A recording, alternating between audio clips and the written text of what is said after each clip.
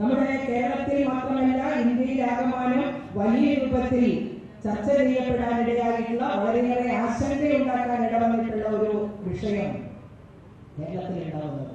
പ്രശസ്തയായിട്ടുള്ള ഒരു സിനിമാ നടി തന്റെ സിനിമയുമായി ബന്ധപ്പെട്ടുകൊണ്ടുള്ള ജോലികളിൽ ഏർപ്പെട്ട് യാത്ര ചെയ്യുന്നതിനിടയിൽ എറണാകുളം പട്ടണത്തിനകത്ത് വെച്ച് അതിക്രൂരമായിട്ടുള്ള രൂപത്തിൽ അതിക്രമത്തിനിരയായി, പീഡനത്തിനിരയായി എന്നുള്ള വാർത്തയാണ്. സ്വാഭാവികമായും ആ പീഡനം നടത്തിയിട്ടുള്ള ആളെ പോലീസ് അറസ്റ്റ് ചെയ്യുന്നു. പക്ഷേ പിന്നീട് വന്നിട്ടുള്ള വിവരങ്ങളുടെ അടിസ്ഥാനത്തിലാണ് ആ പീഡനം കേവലമായി പൊടുന്നനവേ ഉണ്ടായിട്ടുള്ള ഒരു ആക്രമണം ആയിരുന്നില്ല എന്നും അതിന്റെ പിന്നിൽ ചില ചിത്രശക്തികൾ പ്രവർത്തിച്ചിട്ടുണ്ട് എന്നുള്ളതും അതിന്റെ പിന്നിൽ ഉന്നത സ്ഥാനീയരായിട്ടുള്ള ചിലരുണ്ട് എന്നുള്ള വാർത്തകൾ വന്നതോടുകൂടി കേരളത്തിലെ ആഭ്യന്തര വകുപ്പ് കൃത്യമായിട്ട് അത് സംബന്ധിച്ച് അന്വേഷിച്ചുകൊണ്ട് മലയാള സിനിമാ രംഗത്ത് തന്നെ അന്ന് വളരെ പ്രശസ്തരായിട്ടുള്ള ഒരു സിനിമാ നടനെ തന്നെ അറസ്റ്റ് ചെയ്ത് കൽത്തുറുങ്കിൽ വെക്കാനിടയായിട്ടുള്ള ഒരു സംഭവം ഉണ്ടായി. ആ സംഭവം റിപ്പോർട്ട് ചെയ്യപ്പെട്ടപ്പോ മലയാള സിനിമാ രംഗത്ത് പ്രവർത്തിക്കുന്ന സ്ത്രീകൾ വളരെ പ്രതികരണ ശേഷിയോടുകൂടി മുന്നോട്ട് പറഞ്ഞു. ഏതാനും വിരലിലുണ്ടാവുന്ന സഹോദരിമാരാണെങ്കിലും അവരൊത്തുചേർന്നുകൊണ്ട് വിമൻ സിനിമ കളക്റ്റീവ് എന്ന പേരിൽ ഒരു സംഘടന ഉണ്ടാക്കിക്കൊണ്ട് കേരളത്തിലെ ആഭ്യന്തര വകുപ്പിന്റെ ചുമതല വഹിക്കുന്ന മുഖ്യമന്ത്രിയെ കണ്ടുകൊണ്ട് ഈ തരത്തിൽ തൊഴിലിടത്തിൽ സുരക്ഷിതത്വമില്ലാതെ ജീവിക്കേണ്ടി വരുന്ന നമ്മുടെ സഹോദരിമാരുടെ അവസ്ഥ ചൂണ്ടിക്കാണിച്ചുകൊണ്ട് ഇതിന് പരിഹാരമുണ്ടാക്കാനുള്ള നടപടികൾ സ്വീകരിക്കണമെന്നുള്ള അഭ്യർത്ഥന അദ്ദേഹത്തിന്റെ മുമ്പാകെ നൽകിയപ്പോഴാണ് കേരള ഗവൺമെന്റ് ആലോചിച്ചുകൊണ്ട് ഈ പ്രശ്നങ്ങളെ സംബന്ധിച്ച് പഠിക്കുന്നതിന് വേണ്ടിയിട്ടുള്ള ഒരു കമ്മിറ്റിയെ നിയുക്തമാക്കിയിട്ടുള്ളത്. മുൻ ഹൈക്കോടതി ജഡ്ജി കൂടിയായിട്ടുള്ള ജസ്റ്റിസ് ഹേമയെ അതിന് ചുമതലപ്പെടുത്തി. റിട്ടയേർഡ് ജസ്റ്റിസ് ആയിട്ടുള്ള ജസ്റ്റിസ് ഹേമയുടെ നേതൃത്വത്തിൽ പ്രശസ്തരായിട്ടുള്ള സിനിമാ നടി ശാരദയും അതുപോലെ തന്നെ മുൻ IPS ഉദ്യോഗസ്ഥയായിട്ടുള്ള റിട്ടയേർഡ് ഓഫീസറായിട്ടുള്ള വത്സലകുമാരി മെമ്പറുമായിട്ടുള്ള അങ്ങനെ ആ 3 അംഗ കമ്മിറ്റി മലയാള സിനിമാ രംഗത്തുള്ള പ്രശ്നങ്ങളെ സംബന്ധിച്ച് പഠിച്ച് സർക്കാരിന് റിപ്പോർട്ട് സമർപ്പിച്ചു. ആ റിപ്പോർട്ട് സമർപ്പിച്ചതിന് ശേഷം നമുക്കറിയാം, റിപ്പോർട്ട് സമർപ്പിക്കുന്ന കാലയളവ് എന്ന് പറയുമ്പോൾ കേരളത്തിൽ കോവിഡ് വ്യാപനത്തിൻ്റെതായിട്ടുള്ള ഏറ്റവും രൂക്ഷമായിട്ടുള്ള സാഹചര്യം നിലനിൽക്കുമ്പോഴാണ്. ആ റിപ്പോർട്ടിന്റെ അടിസ്ഥാനത്തിൽ തുടർ പ്രവർത്തനങ്ങളില്ല ഉണ്ടാവുന്നില്ല എന്ന് കണ്ടുകൊണ്ടാണ് വിമൻ സിനിമ കളക്റ്റീവ് വനിതാ കമ്മീഷന്റെ മുമ്പാകെ ഒരു പരാതിയുമായിട്ട് വന്നത്. ആ പരാതി പരിശോധിച്ചപ്പോഴാണ് അവർ ബഹുമാനപ്പെട്ട കേരള ഹൈക്കോടതി മുമ്പാകെ 2 റിട്ട് ഹർജികൾ സമർപ്പിച്ചിരിക്കുന്നു എന്ന കാര്യം ഞങ്ങൾക്ക് മനസ്സിലാക്കാൻ കഴിഞ്ഞത്.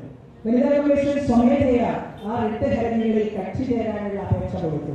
ബഹുമാനപ്പെട്ട കേരള ഹൈക്കോടതി അത് അംഗീകരിച്ചു. കേരളത്തിലെ തൊഴിലിടത്തിൽ വളരെയേറെ പ്രാധാന്യമുള്ള ഈ സിനിമയുമായി ബന്ധപ്പെട്ടുകൊണ്ടുള്ള തൊഴിലിടത്തിൽ നടമാടുന്ന പ്രശ്നങ്ങളെ സംബന്ധിച്ച് സൂചിപ്പിക്കുക മാത്രമല്ല, രാജ്യത്തെ നിയമം അനുശാസിക്കുന്ന പരാതി പരിഹാര സംവിധാനം സിനിമാ മേഖലയിൽ ഇതുവരെ നിലവിൽ വന്നിട്ടില്ല എന്നുള്ള കാര്യവും ചൂണ്ടിക്കാട്ടിയപ്പോൾ ബഹുമാനപ്പെട്ട ഹൈക്കോടതിയുടെ ഭാഗത്തു നിന്നുള്ള ഉത്തരവുണ്ടായി. സിനിമാ മേഖലയിൽ പരാതി പരിഹാര സംവിധാനം വേണം. പരാതിപ്പെടാനും പരാതികൾ കേൾക്കാനും പരാതികൾ അഡ്രസ് ചെയ്യാനും പരിഹരിക്കാനുമുള്ള സംവിധാനം സിനിമാ മേഖലയിൽ ഉണ്ടാവണമെന്ന് ആ റിട്ട് ഹർജികളുടെ ഭാഗമായി ഹൈക്കോടതിയിലെ ഉത്തരവുണ്ടായപ്പോൾ ആ ഉത്തരവ് നടപ്പിലാക്കാൻ ഏറ്റവും നല്ല മുൻകൈയെടുത്തത് നമ്മുടെ സാംസ്കാരിക വകുപ്പ് തന്നെയാണ്. സാംസ്കാരിക വകുപ്പിന്റെ ചുമതല നിർവഹിക്കുന്ന ശ്രീ സജി ചെറിയാൻ മിനിസ്റ്റർ, അദ്ദേഹം ഞങ്ങളെ കൂടെ ഉൾപ്പെടുത്തിക്കൊണ്ട് അന്ന് കമ്മീഷന്റെ അധ്യക്ഷനായിട്ടുള്ള രൂപത്തിൽ ഞാൻ കൂടി അധ്യക്ഷത വഹിച്ചുകൊണ്ടുള്ള ഒരു മീറ്റിംഗ് തിരുവനന്തപുരത്ത് വിളിച്ചു ചേർക്കുകയുണ്ടായി.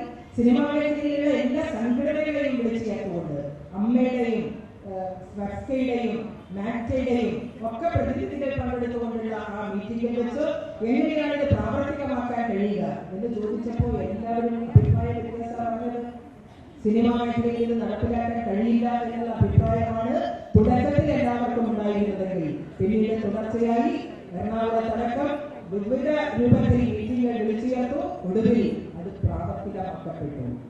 സിനിമാ നിർമ്മാണവുമായി ബന്ധപ്പെട്ടുകൊണ്ട് ഷൂട്ടിംഗ് ആരംഭിക്കുന്ന ഘട്ടത്തിൽ അതിന്റെ പൂജാ വേളയിൽ തന്നെ ഇന്റേണൽ കമ്മിറ്റികൾ ഉണ്ട് എന്ന് ഒരു ഉറപ്പ് ലഭിച്ചാൽ മാത്രമേ അവർക്ക് പ്രവർത്തിക്കാനുള്ള രജിസ്ട്രേഷൻ നൽകാവൂ എന്നുള്ളതാണ് ഞങ്ങൾ നിർദ്ദേശിച്ചിട്ടുള്ള ഒരു കാര്യം. ഇന്റേണൽ കമ്മിറ്റികൾ രൂപീകരിച്ചാൽ മാത്രം പോരാ. ആ ഇന്റേണൽ കമ്മിറ്റികൾ ഉണ്ട്. ഇന്നയാൾക്കാണ് അതിന്റെ ചുമതല, അധ്യക്ഷൻ ഇന്നയാളാണ്, അതുപോലെ തന്നെ ഇന്നവരൊക്കെയാണ് അംഗങ്ങൾ എന്നുള്ള കാര്യം ആ സിനിമാ യൂണിറ്റിലെ അംഗങ്ങൾക്ക് മുഴുവൻ മനസ്സിലാക്കാൻ കഴിയുന്ന രൂപത്തിലേക്ക് കാര്യങ്ങൾ മാറണം എന്ന് തീരുമാനിക്കേണ്ടായി. അങ്ങനെ അത് പ്രവർത്തനക്ഷമമാകുന്ന ഘട്ടത്തിലാണ് ഒരു സിനിമാ ഷൂട്ടിംഗ് നടക്കുമ്പോൾ അവിടെ ഇന്റേണൽ കമ്മിറ്റി ഇല്ല എന്നുള്ള കാര്യം ഞങ്ങൾക്ക് റിപ്പോർട്ട് ചെയ്തിട്ടുള്ളത്. ഞങ്ങൾ ഇടപെട്ടു. ആ സൈറ്റിൽ പോയി വിസിറ്റ് ചെയ്തപ്പോൾ അവിടെ ഇന്റേണൽ കമ്മിറ്റിയുടെ ചുമതല വഹിക്കുന്നത് ഒരു മെയിൽ മെമ്പറാണ്, ഒരു പുരുഷനാണ്. ഞങ്ങളത് തിരുത്തിച്ചു. അങ്ങനെ തിരുത്തിയതിനു ശേഷം മാത്രമാണ് ഷൂട്ടിംഗ് മുന്നോട്ട് കൊണ്ടുപോയത്. അങ്ങനെ ഇടപെടൽ എല്ലാ മേഖലകളിലും വനിതാ കമ്മീഷൻ ഏറ്റെടുത്തിട്ടുണ്ട്. ഇന്നലെ ഒരു പൊതു താൽപര്യ ഹർജി കൂടി ഹൈക്കോടതി മുമ്പാകെ വന്നിരിക്കുന്നു. വനിതാ കമ്മീഷനെ ഹൈക്കോടതി സ്വമേധയാ കക്ഷി ചേർത്തിരിക്കുകയാണ്. 10-ാം തീയതി അതിൽ കോടതിയിലെ തീർപ്പ് വരാൻ വേണ്ടി പോവുകയാണ്. തീർച്ചയായും ഭാവിയിൽ എങ്ങനെയാണ് മലയാള സിനിമാ രംഗത്ത് മാറ്റങ്ങൾ ഉണ്ടാവുക, സമഗ്രമായിട്ടുള്ളൊരു വനിതാ നയം, സിനിമാ നയം ഈ മേഖലയിൽ ഉണ്ടാക്കിയെടുക്കാൻ സഹായകമായിട്ടുള്ള രൂപത്തിൽ തീർച്ചയായും നടപടികൾ ഉണ്ടാകും എന്നുള്ള പ്രതീക്ഷയാണ് ഈ സെമിനാർ നടക്കുന്ന സമയത്ത് നമുക്കെല്ലാം ഉണ്ടാകുന്നത്. ഇത് തീർച്ചയായും മറ്റ് ഇതര ഭാഷകളിലുള്ള സിനിമ നിർമ്മാതാക്കൾക്കടക്കം സിനിമാ രംഗത്തെ സ്ത്രീകൾക്കടക്കം വലിയ രൂപത്തിലുള്ള പ്രതീക്ഷയുണ്ടാക്കുന്ന ഈ ഒരു സാഹചര്യം തീർച്ചയായും നമ്മുടെ തൊഴിലിടങ്ങളിലെ പ്രശ്നങ്ങൾ ചർച്ച ചെയ്യേണ്ടുന്ന മറ്റെല്ലാ മേഖലകളിലും തൊഴിലിടത്തിലെ സ്ത്രീയുടെ അന്തസ്സും അഭിമാനവും പരിരക്ഷിക്കപ്പെടുന്നുണ്ട് എന്ന് ഉറപ്പുവരുത്താനുള്ള ചുമതല കൂടി നമുക്ക് ഓരോരുത്തർക്കുമുണ്ട്. അത് ഏറ്റെടുക്കാൻ ഈ സെമിനാർ പ്രചോദനമാവട്ടെ എന്ന് പ്രത്യാശിച്ചുകൊണ്ട് എല്ലാവരെയും ഊഷ്മളമായി അഭിവാദ്യം ചെയ്തുകൊണ്ട് വളരെയേറെ സന്തോഷത്തോടുകൂടി അതിലേറെ പ്രതീക്ഷയോടുകൂടി ഈ സെമിനാർ ഉദ്ഘാടനം ചെയ്തതായി പ്രഖ്യാപിക്കുന്നു.